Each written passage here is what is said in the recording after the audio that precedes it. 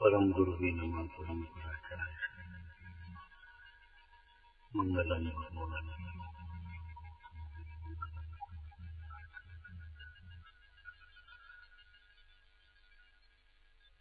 मंगलमय मंगल करण वितराग विज्ञान नमोताय आते भैया रविताज महान परम पुरुष निरस्त को साध भैया। तपश्चरण से सुगति होती है और यहाँ कह रहे कष्ट से सुगति होती है। इन दोनों कथनों में मान्यता का अंतर है। तपश्चरण में प्राय जीव कष्ट मानते, इंद्रिय सुखी वासना हृदय में रहने से इंद्रिय सुख में सुख की मान्यता होने से तपश्चरण में जगत के प्राणी या मोही प्राणी कष्ट मानते हैं। तो कहते बड़े कष्ट से स्वर्ग आदि की प्राप्ति होती है। लेकिन तपश्चरण में कष्ट मानना और कष्ट से सुगति मानना दोनों भूल है। तपश्चरण से तो कष्ट दूर होता है, तपश्चरण से कष्ट नहीं होता। प्रसंग आया था परसों चर्चा की भैया, कष्ट के प्रसंगों में कष्ट न मानने से सहन करने की अभिलाषा न होने पर भी अगर सहन करने का प्रसंग बन जाए तो बड़े सहज भाव से समता भाव से सहन कर लेने से तो अकाम निर्जरा होती है।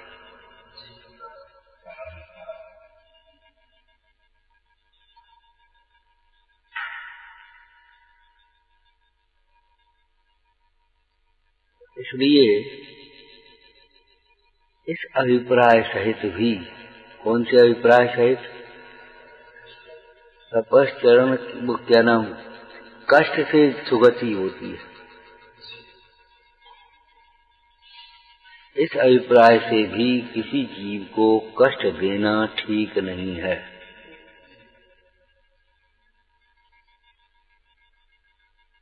एक चर्चा और करते हैं। अंतमति सोगति,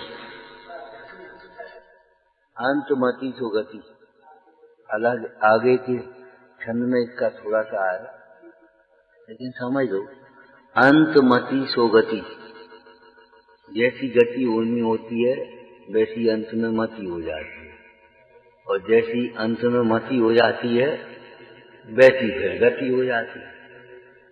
इसका अर्थ भी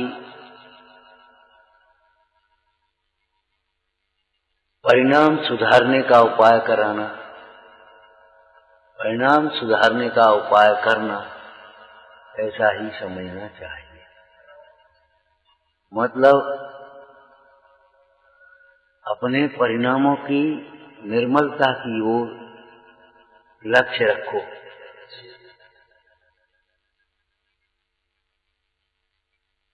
इस संबंध में जो दृष्टांत दिए हैं, योद्धा युद्ध क्षेत्र में तब सफल होगा जब पहले से उसका शस्त्राभ्यास होगा।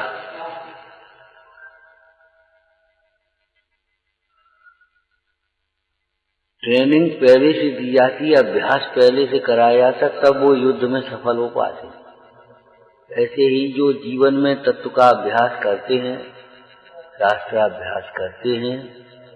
तीसरा बोलो,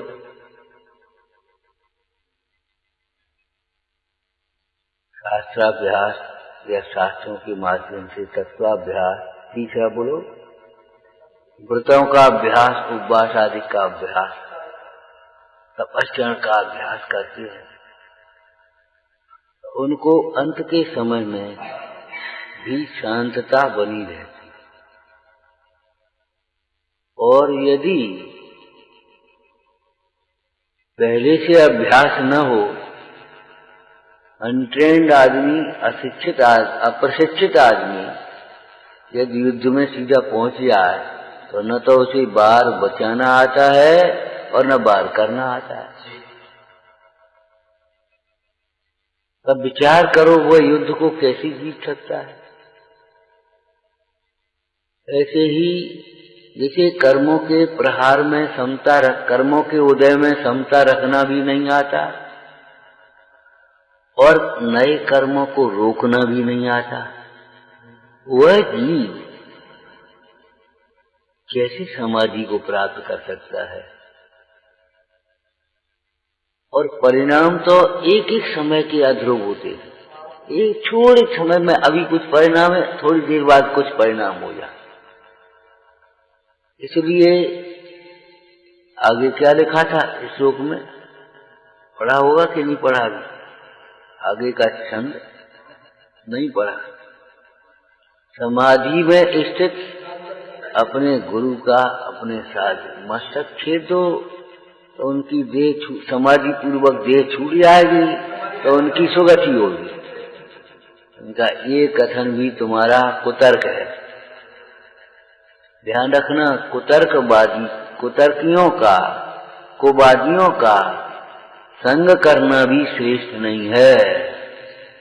लोक व्यवहार में भी जो कुतर्कें करते रहते हैं, भैया तुमसे क्या बात करें, तुमसे नहीं जीत पाएंगे, तुम तो वकील हो भैया।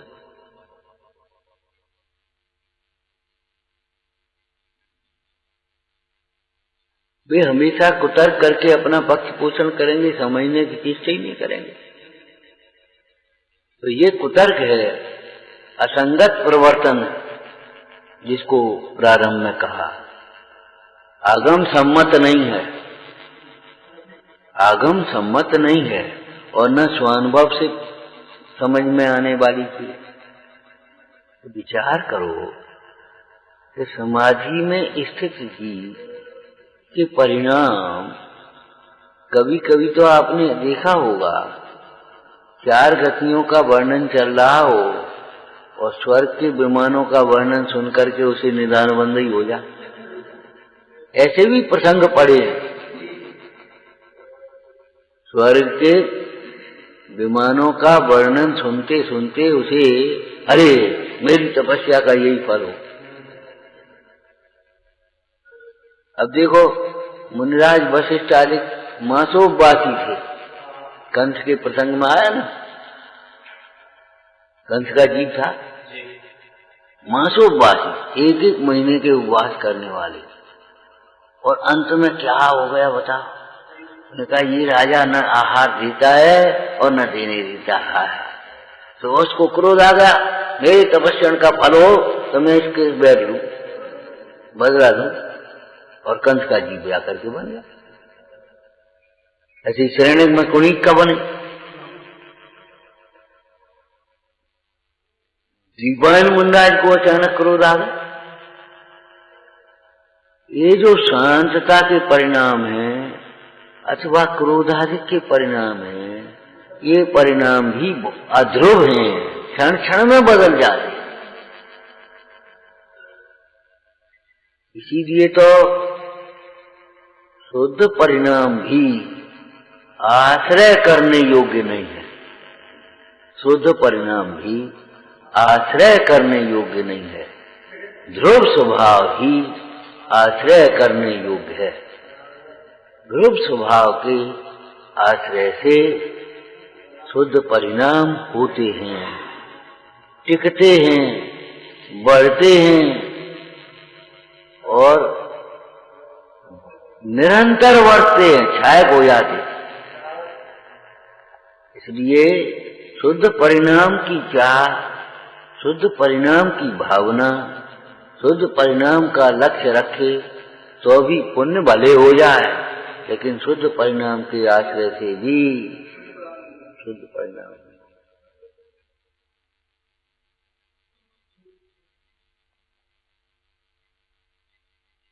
आश्रय करने योग्य संबर भी नहीं है, निजरा भी नहीं है, मोक्ष भी नहीं है। मोक्ष की वांछा भी मोक्ष में बाधक है, ये कहा।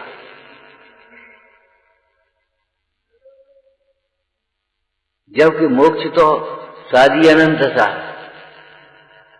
लेकिन अनादि अनंत तो नहीं है। एक बात, दूसरी ओर विचार करो तो मोक्ष दशा जब है ही नहीं तो आश्रय क्या करोगे? है ही नहीं अभी। और तुम कहो भगवान की, हम महावीर स्वामी की मोक्ष दशा का आश्रय करेंगे, तो वो तो उनकी दशा का आश्रय करने से तुम्हें मोक्ष दशा कैसे आएगी? एक दृष्टांत दिया था, इस समय याद हो तो कभी। पुत्र के आश्रय से पुत्र की प्राप्ति नहीं होती, पुत्र के आश्रय से पुत्र की प्राप्ति नहीं होती।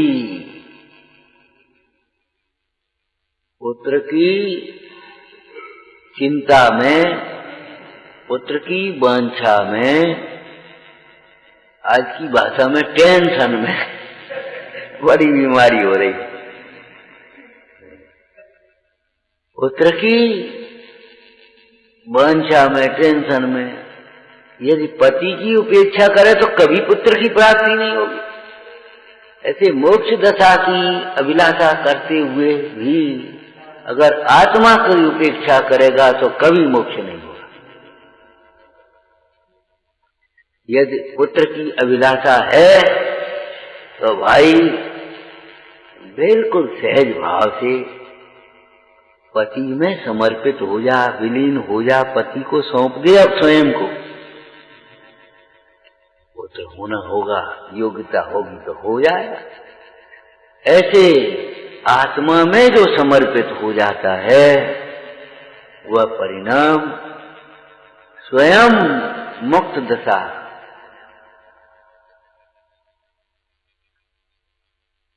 दूसरा दृष्टांत इसी तरह से दिया था, कन्या कौन बनेगी, ये बात इस बात पर निर्भर करती है कि वह किसको वरण करेगा। यदि कन्या भिखारी को वरण करे तो भिखारिणी तो होगी।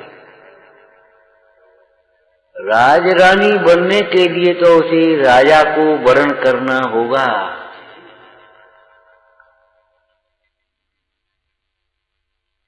भिखारी को वरण करे और रानी बनना चाहे तो कैसे बनेगी? सेठ को वरण करे और रानी बने तो कैसे बनेगी? सेठानी बन सकती है। डॉक्टर को वरण करेगा तो डॉक्टर नहीं बन सकती, कहलाएगी। लेकिन रानी बनना है तो उसे राजा को वरण करना होगा। राजा को वरण करने पर वह भिखारी की कन्या भी राजरानी हो जाती है। बुद्धदासी का आया ना, बुद्धदासी उस अनाथ कन्या को मुंडाज के शब्द सुन लिए, ये राजा की रानी बनेगी, तो बहुत साधु ले गया मठ में और उसका पालन पोषण किया। थोड़ी देर बाद उधर से राजा निकला तो उसने स्वागत किया, उसने लड़की देखी, जो मोहित हो गया और वरण किया तो बस रानी बन गई। तब बुद्धदासी ने उसका रुकवा दिया था रथ उर्मिला का। तब बच्ची कुमार ने रथ चलवाया था, प्रभावनांग में आया। तो हमारा मतलब ये है, तो कन्या कन्या है, कन्या कौन बनेगी इस बात पर निर्भर करता है वह वरण किसको करेगा। ऐसी पर्याय है, ज्ञान है, उपयोग है। वह कौन बनेगा जिसको वह वर्ण करेगा। शुद्धात्मा को वर्ण किए बिना, शुद्धात्मा का वर्ण अर्थात शुद्धात्मा का श्रद्धान, शुद्धात्मा का अनुभवन और शुद्धात्मा की भावना भाते हुए शुद्धात्मा में लीन हो जाना, ये सब वर्ण के ही अर्थ है। अपना अलग से अस्तित्व ही नहीं रखा, ये समझो। अस्तित्व न कहें तो हम दूसरा शब्द कह सकते, अहम। अपने अहम को विलीन कर दिया। लौकिक में भी आप देखो, किसी स्त्री से पूछो तुम्हारी प्रॉपर्टी बस जो पति की प्रॉपर्टी है वह मेरी प्रॉपर्टी। वह स्त्री अगर किसी को लड़के से कहे बेटा यहाँ ना हमारी दुकान पर चले जाओ, हमारी दुकान,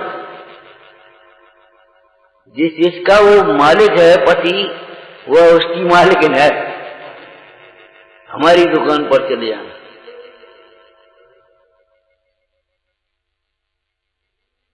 कहाँ है कि बाजार में। काय की है कि कपड़े। एक गणित बताया था, याद है तुम्हें? भूल गए?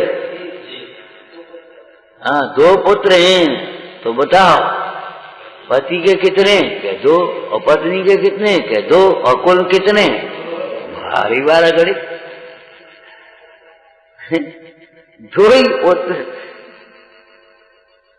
2 मकान पति के, 2 ही मकान पत्नी के, और कुल मकान 2, 4 नहीं है।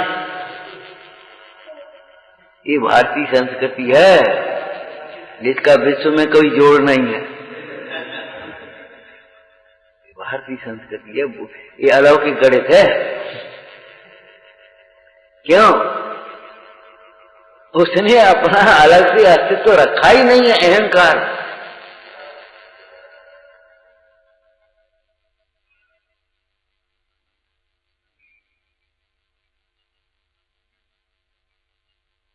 तो ऐसे ही क्यों पर्याय से पूछो तुम्हारी आयु कितनी?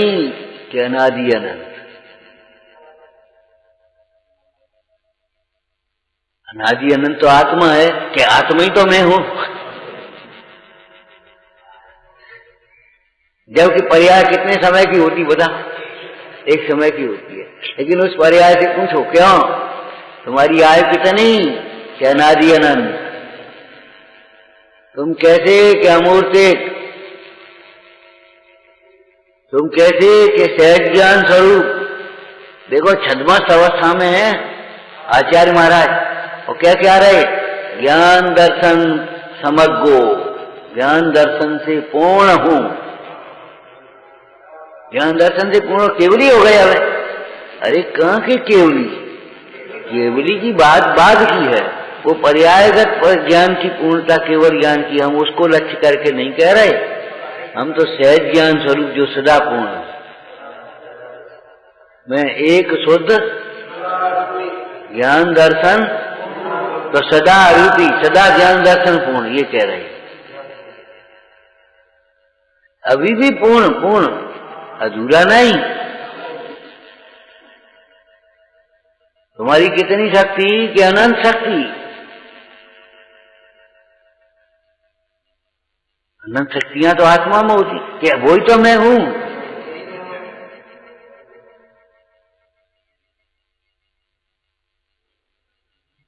मतलब ऐसा नहीं लगे भैया आप क्या कहें, ये तो पति का मकान है, हमारा तो कुछ नहीं है। ये तो पति की दुकान है, हमारा कुछ नहीं है। अरे कुछ कैसे नहीं? तूने अपने को पति से अलग माना क्यों? एक दृष्टांत और दिया था, याद हो तो है? वो बालक रो रहा था। उस बाबा जी ने पूछा क्यों बेटा रो क्यों रहे हो? क्या कहूं बाबा जी, मेरी माँ तो मर गई, सौतेली माँ है, और वो मुझसे काम लेती है, मुझे मारती है, खाना नहीं देती। बेटा जब तू ये समझता है मेरी सौतेली माँ है, तो वो अगर समझे सौतेला पुत्र है, तो उसमें अन्याय क्या है?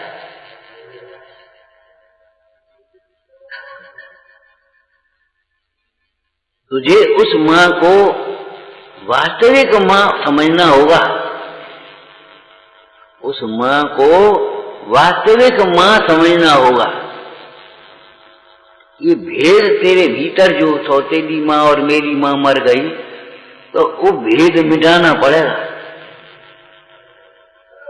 वो हमें प्यार नहीं करती, अरे तू उसे आदर नहीं दे सकता, प्यार कहां से करेगी वो? अरे सोचो जरा, उसने डांट दिया है, तो तेरी माँ होती तो अभी तो डांटती गलती के लिए, गलती के लिए डांटती है, कि सही में भी डांटती है, ये बताओ पहले। तो गलती में डांटने से तुमने फिर सोच लिया ये तो सौतेली माँ है, सो डांट दिया।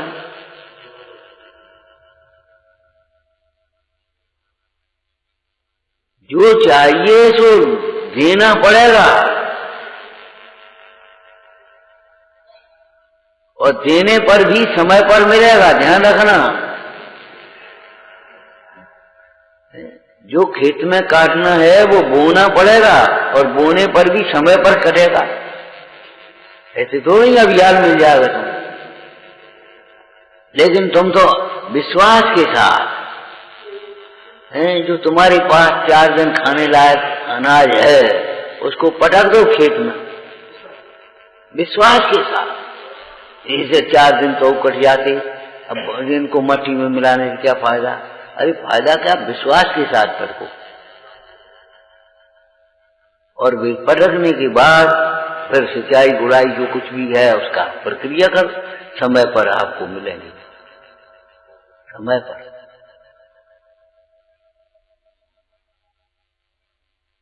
आदर देना सीखो, स्नेह समय पर मिलेगा। आदर देने पर भी अगर तुम्हें स्नेह नहीं मिलता तो तुम अपने पाप का उदय समझ करके समता रखना सीखो, तो साधना कर सकते हो, नहीं कर पाओ।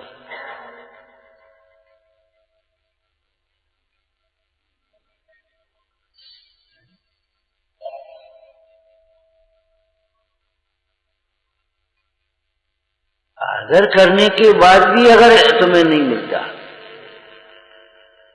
उद्यम करने पर भी अगर तुम्हारे कार्य की सिद्धि नहीं होती, योग्य उद्यम करने पर, ध्यान रखना, योग्य उद्यम करने पर भी अगर कार्य की सिद्धि नहीं होती तो तुम्हें कर्मोदय विचार करके क्षमता रखना चाहिए।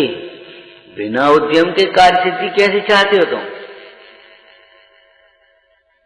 संस्कृत में है, नीति में है, अब वो अर्थ उतना ही है, उसको अर्थ आपको भीतर खींचना पड़ेगा।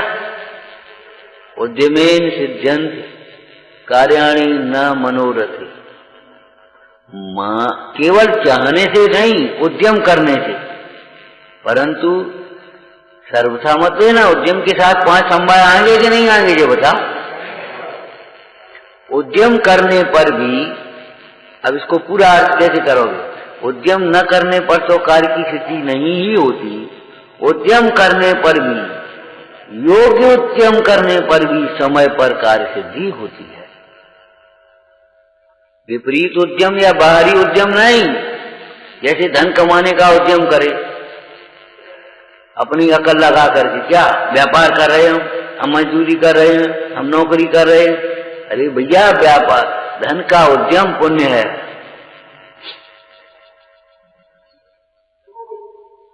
अब तुम व्यापार कर रहे, नौकरी कर रहे, मजदूरी कर रहे, लेकिन पुण्य तो कर नहीं रहे, भावना तो तुम्हारी खराब है, खोटी है।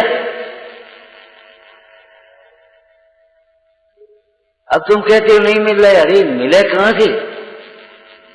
धन का उद्यम पुण्य है, पुण्य का उद्यम भगवंतों की भक्ति है। अब वो वहां तो करे नहीं उद्यम, तो भजनकार क्या लिख देते? झूठा उद्यम लोग करते हैं, यहां में निश्चिन खाटी।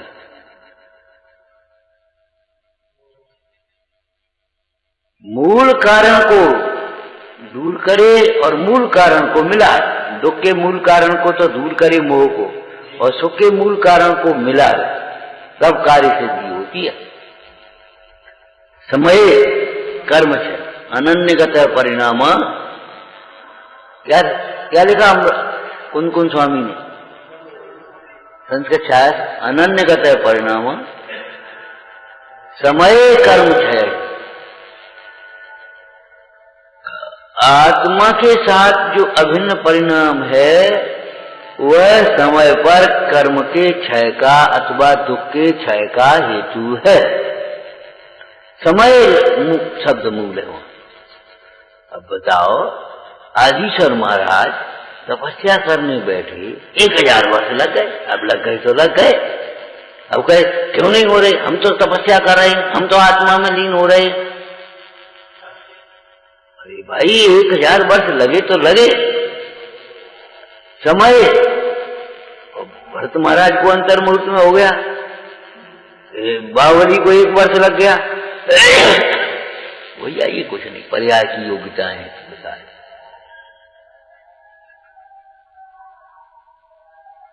और देखो यहाँ अगर कोई विकल्प करे 1000 वर्ष तक, भैया ये तो बहुत लंबा टाइम है, तो तुमने आत्मा को समझा कहाँ?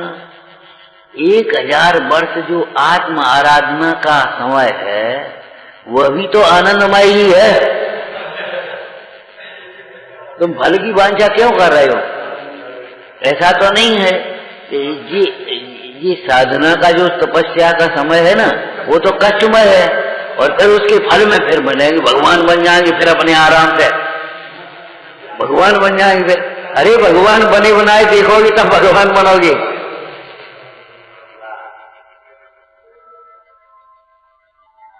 स्वरूप की आराधना,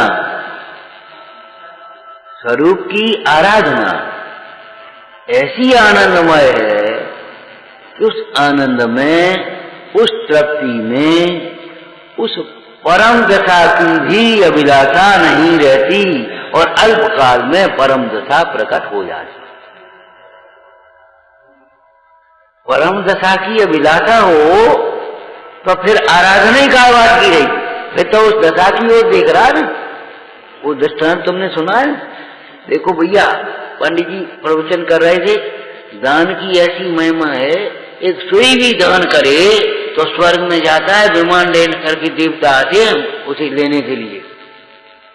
वैष्णवों की कथाएं, उन्हीं देवता विमान लेकर के उसे दानी को सुई के बराबर भी दान कर दे तो उसको देवता लेने आते विमान के लिए। तो बस उसने उठा और एक सुई किसी को दे दी, बोलिए आप ऐसे देख रहा हो, आओगे नहीं आओ? पंडित जी से कहता, पंडित जी आप कह रहे थे कल हमने तो सुई दान करी, कहाँ आया थे? कि दान करी तो तुमने फिर उधर कह देखो। अरे खरीदा थोड़ी आता, तूने फल की अभिलाषा करी, निष्काम भाव से दान हुआ। दान कहते ही उसे ये दान नहीं है तुम्हारा, देने का नाम दान नहीं अकेला, धर्म के अर्थ देने का नाम दान है। अभी इसमें अहिंसा में आएगा, कोई भूखा पुरुष आ जाए उसे तृप्त करने के लिए अपने शरीर का भी मांस देने लायक नहीं है। मांस कोई देने लायक वस्तु नहीं होती, अभक्ष का दान नहीं होता।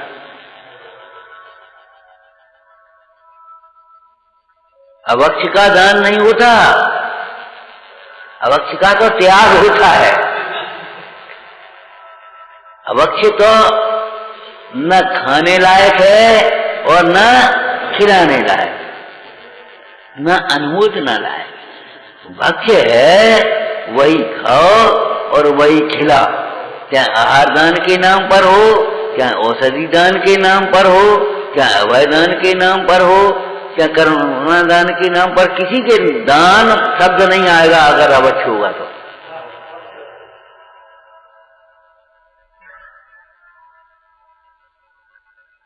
ठीक है, तुमने लौकिक लोकाचार से आज वाले बाग बटवा दी, शकरकंद बटवा दी, सिंगाड़ी की लपसी बटवा दी तुमने, रात में खाओ पियो और वो सब तमाम लौकिक व्यवहारों में बात है। कुछ वो नहीं हो भैया जी, दान का रूप नहीं है। दान में तो निर्वांछकता होती है। दान का फल, दान का फल, अरे दान स्वयं आनंदमय है, उसका फल क्या कहें? दान देने का जो आनंद है वे दान देने वाले ही समझ सकते हैं।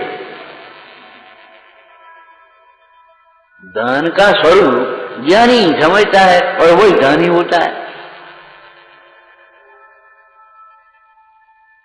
जगत के जीव तो जिसे दान समझ रहे हैं वो दान है ही नहीं। किसी वांछा सहित अगर दान किया जाए तो वो दान कहाँ है?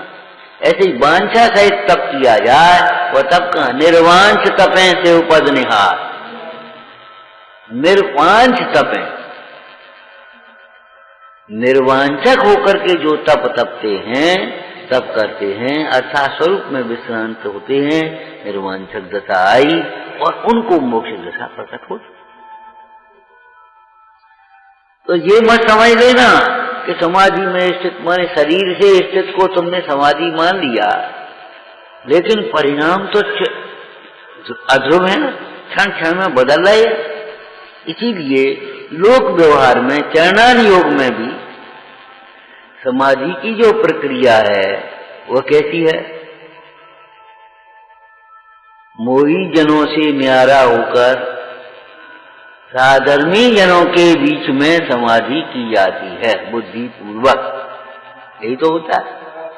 और साधर्मी जनों से भी त्याग करने के बाद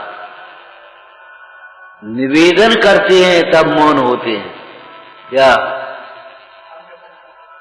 जब तुम जानो यह न जपे है, तब जिन वाणी पढ़िए, यों कहे मौन लियो सन्यासी पंच परम पद गइए।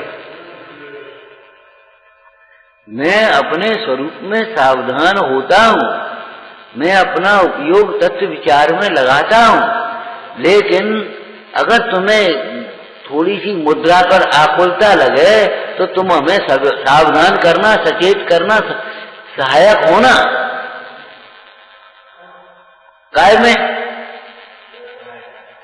काय में परिणाम की स्थिरता में स्थितिकरण माने स्थित करना, काय में जिससे दिख रहा हो उसी में, रत्नत्रय मार्ग में स्थित करना, शुद्ध आत्मा में स्थित करना। तो यहाँ अहिंसा के दो रूप और बता दिए कि कुछ लोग तो ऐसा मान लेते हैं कि सुख की प्राप्ति कष्ट से होती है, तो ये समझ लेना कष्ट तो आर्थ ध्यान है, उससे आगामी सुख की प्राप्ति भी नहीं होती। सुख की प्राप्ति कष्ट के प्रसंगों में कष्ट का वेदन न करने से, उधर उपयोग न लगाने से, अपने उपयोग को समेट लेने से, अपने उपयोग को पंच परमिष्टियों में लगाने से, अपने उपयोग को जिनवाणी के अभ्यास में लगाने से, अपने उपयोग को तत्व विचार में लगाने से जो कषाएं घटी उससे तुम्हारी गति उत्तम होगी। ये व्यवहार न है और पर से उपयोग हट करके स्वरूप में लग गया तो परम समाधि है। कष्ट से का अर्थ कष्ट के वेदन करने से। कष्ट का वेदन करना 4 प्रकार के ध्यान में 8 ध्यान कहा है। कष्ट का वेदन करना वो तो 8 ध्यान है। 8 ध्यान से भला कैसे हो जाए? पंडित टोटरमल जी ने लिखा ना, अगर कष्ट सहने से ही निर्जरा होती हो तो त्रियंचादि कितने कष्ट सहते हैं, उनकी सबकी निर्जरा हो या भी सब तर जाए। देह से भिन्न आत्मा की दृष्टि होने पर दृष्टि बदल गई, देखने का विकल्प बदल गया। जगत जिसको कष्ट कहता है, ज्ञानी उसे कष्ट मानता ही नहीं, और जिसे ज्ञानी जिसे कष्ट मानता है उसे जगत कष्ट मानता ही नहीं। ज्ञानी अज्ञानी जिसे सुख मानते हैं, ज्ञानी उसे कष्ट मानते हैं, ये समझ लो। सुदर्शन उसमें क्या नाम, तत्व ज्ञान तरंगिणी माया, रमणीक भोगों के स्मरण मात्र से जिसे कष्ट लगता है,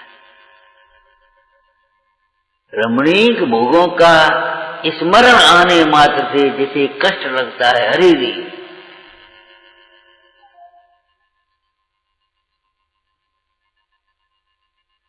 भोगों में सुख।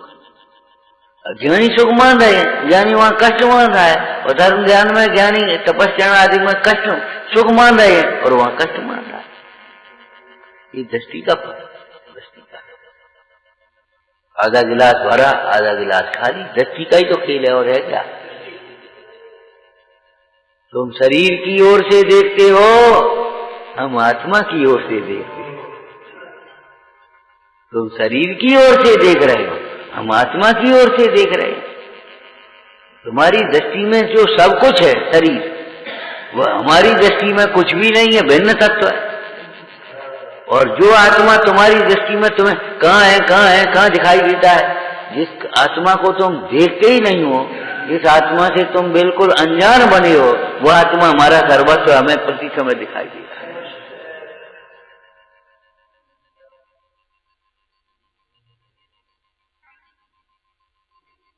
विचार करो भाई, जहां लाइट है वहां अंधेरा कैसे होगा?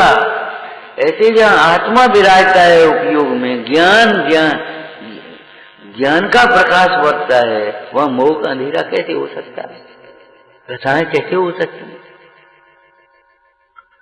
तो कष्ट से बचने का और कष्ट से बचाने का, दोनों, कष्ट से बचने का और कष्ट से बचाने का एकमात्र उपाय तत्व की आराधना करना है। इसलिए आराधना में ही अपना उपयोग लगाओ और आराधना में ही सहायक हो, तो अहिंसा पड़ेगी। इसलिए आराधना का नाम अहिंसा और विराधना का नाम हिंसा। बताया था ना, जब ये प्रसंग प्रारंभ किया था, भैया शुद्ध आत्मा को समझे बिना अहिंसा समझी भी नहीं जा सकती। पालेगा कैसे? बिना समझ दर्शन के व्रत होते कहाँ हैं, कैसे होते हैं? केवल शास्त्र पढ़ करके, उसे देख देख करके, उस या कोई धर्मात्मा को देख देख करके उस प्रकार की क्रियाएं पाल लें और क्रियाओं के अनुसार परिणामों की मंदता भी हो जाए तो भी पुण्य होगा।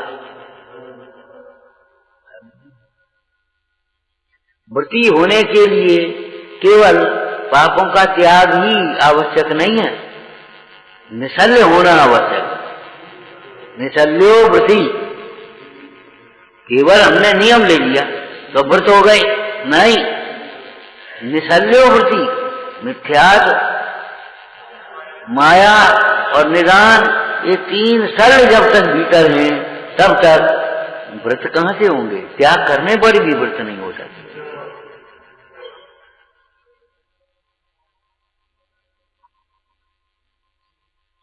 ये पक्ष बहुत जरूरी है समझना भाई। इस ज्ञान पक्ष के बिना क्रिया का पक्ष नहीं छूटेगा।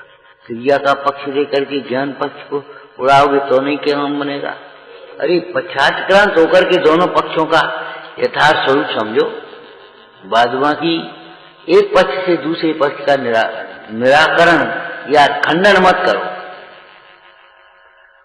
आत्मा के समझे बिना अहिंसा कहां से आएगी ये बता। लौकिक में भी नहीं आएगी। अगर जीव को जीव समझोगे तो तुम्हें दया का परिणाम रहेगा, और तुम जीव को जीव ही नहीं समझोगे, अपने स्वाद में लगे हो तो जीव का तो घात होगा। अपने स्वाद में, स्वार्थ में, विषयों में लगे रहोगे तो आप जीवों का घात करते रहोगे, हमें कुछ मतलब नहीं। और जीव को जीव समझोगे तो आपको कभी निर्दयता का परिणाम आ ही नहीं सकता। जैसे अपने प्राण जैसे इनके प्राण, जैसे अपना स्वाभिमान है ऐसे इनका स्वाभिमान है, जैसे इनका हित है ऐसे हमारा हित है। दया दे गई है। बाकी आ जाए आपको, बस अंतिम बात बोलो। अपने को सिद्ध समान अनुभवने से परमार्थ सजता है, और सब जीवों को अपने समान समझने से व्यवहार करता है। जो जीव सब जीवों को अपने समान नहीं देखता, सर्वथा नहीं, द्रव्य दृष्टि से, और फिर पर्याय का यथार्थ ज्ञान जब द्रव्य दृष्टि होगी तब पर्याय का यथार्थ ज्ञान होता है, और यथार्थ ज्ञान होता है तो फिर यथायोग्य व्यवहार होता है। बताओ उसका खुलासा करो। जो जीव सब जीवों को द्रव्य दृष्टि से सिद्ध समान या अपने समान समझता है, उस जीव को अपरिहार्य में जो दुख में पड़ा हुआ है उसके प्रति करुणा भाव होता है। पर्याय में जिसके आत्मा की आराधना विशेष बढ़ती है, ज्ञान विशेष है, दर्शन विशेष है, चारित्र विशेष है, तो उसके प्रति प्रमोद भाव आता है। पर्याय में जो अपने आत्मा को भूल करके दुखी हो रहा है और पर को दुख का कारण मान रहा है और फिर वैर विरोध में पड़ा है, विपरीत प्रवृत्तियां करता है, उसके प्रति भी माध्यस्थ भाव, उसके प्रति भी माध्यस्थ भाव होता। सबको अपने समान समझता, लेकिन पर को अपने समान समझने से कहीं व्यवहार का लोप नहीं होता, व्यवहार सुधर जाता है। नीति में आपने पढ़ा होगा, मातृवत पर दारेषु पर धनम लोष्टवत आत्मवत सर्वभूतेषु यो जाना स पंडित। मातृवत पर दारेषु पर धनम लोष्टवत आत्मवत सर्वभूतेषु यो जाना सो पंडित। अब विचारना, इसका अनर्थ करो तो कितनी जल्दी अनर्थ हो जाए।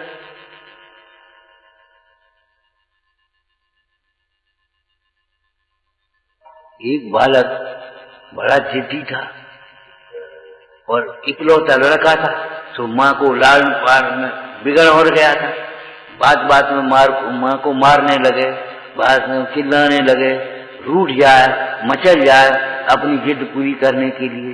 अब विचार करो, ऐसा ही व्यवहार मातृवत पर धारे, ऐसा ही व्यवहार दूसरों के साथ कर रखा हो। अरे भाई, दूसरी स्त्रियों को माता के समान समझने वाला व्यक्ति शीलवान होता है कि नहीं? पर धन को मट्टी समझने वाला, मट्टी के पैसा दे यार, पराए धन को पैसा मट्टी है वो तो। अरे नहीं, पर धन को लोष्टवत समझने वाला जी ईमानदार होता है, चोर नहीं होता। ऐसे ही आत्मवत सर्वभूतेषु, सर्व प्राणियों को अपने समान समझने वाला जीव क्या कहें, यथा योग्य व्यवहार उसका होता है। वह द्वेषी नहीं होता किसी जीव के प्रति, गुणीजनों के प्रति प्रमोद और दुखियों के प्रति करुणा भाव और दुर्जनों के प्रति भी माध्यस्थ भाव। किसी जीव के प्रति उसका वैर भाव नहीं होता, जिसको हम लोक व्यवहार में हिंसा कहते हैं, वैर भाव को। तो उसकी परमार्थ अहिंसा स्व के आश्रय से और सर्व जीवों के प्रति योग्य व्यवहार होने से अहिंसा बढ़ती है। तो इस श्रद्धान के साथ अहिंसा का पालन करने वाला जीव धर्म के नाम पर किसी जीव को कष्ट देने की कल्पना भी नहीं कर सकता। वो ये सोचता है भैया ये अहिंसा होगी, अहिंसा नहीं है। समाधि में स्थित साधु का मस्तक काटने वाला भी अहिंसक नहीं है, हिंसक ही है। क्यों? मस्तक काटने से कर्म थोड़ी कटेंगे, मस्तक काटने से मोह थोड़ी कटेगा। अब विचारो, उस जीव को उसी समय अगर संकलेश परिणाम हो जाए तो गति बिगड़ और जाएगी। तुम कहते हो समाधि हो जाएगी, आराम से चले जाए, अरे उसी समय अगर संकलेश परिणाम हो गए तो बताओ उसकी गति बिगड़ेगी कि बनेगी? इसलिए इस कुतर्क रूपी तलवार से भी, हाँ बोलो क्या कहे, क्या शब्द लिखे, बोलो, अहिंसा का घात नहीं करना चाहिए। क्या? इस कुतर्क रूपी तलवार से अहिंसा धर्म का घात नहीं करना चाहिए, अर्थात अहिंसा के विरुद्ध हिंसा का आचरण नहीं करना चाहिए। विचारना,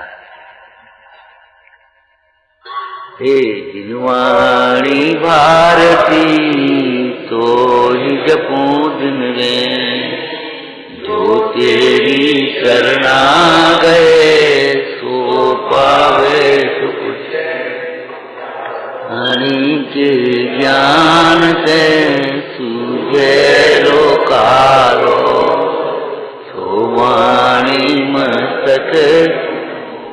सदा जेत हूँ धो।